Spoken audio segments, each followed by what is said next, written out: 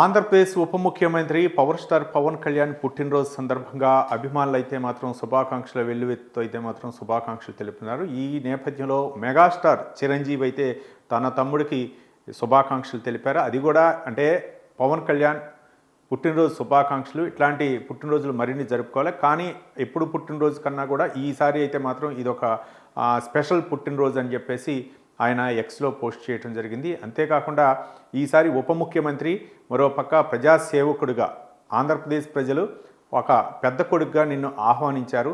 సరైన సమయంలో సరైన నాయకుడిగా నువ్వు వాళ్ళకి సేవలు అందించడానికి ఈ అవకాశం ఇచ్చారు.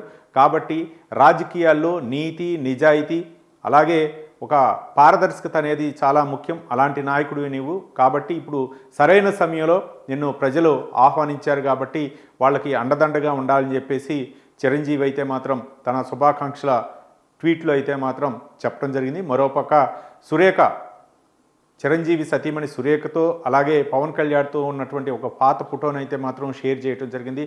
మొత్తానికి దీర్ఘాయుష్మాభవ అంటూ ఆయన శుభాకాంక్షలు తెలపడం జరిగింది. ఇట్లాంటి పుట్టినరోజులు మరిన్ని జరుపుకోవాలని నేను ఆకాంక్షిస్తున్నాను. ఆంధ్రప్రదేశ్ ప్రజలకి నీలాంటి ఒక మంచి నాయకుడు కావాలని ఎదురు చూశారు కాబట్టి నువ్వు వాళ్ళకి సరైనటువంటి సేవ చేయాలని చెప్పేసి చిరంజీవి అయితే శుభాకాంక్షలు తెలిపారు.